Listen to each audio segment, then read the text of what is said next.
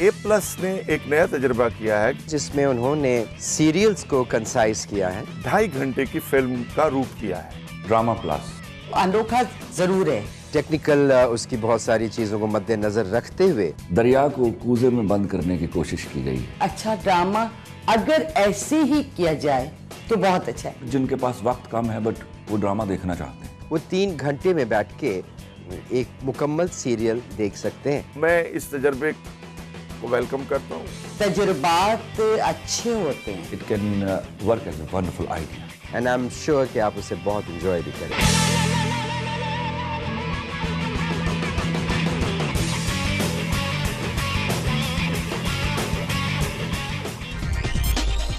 Drama plus देखिए हर इतवार की दोपहर 3:05 पे ओनली ऑन A+।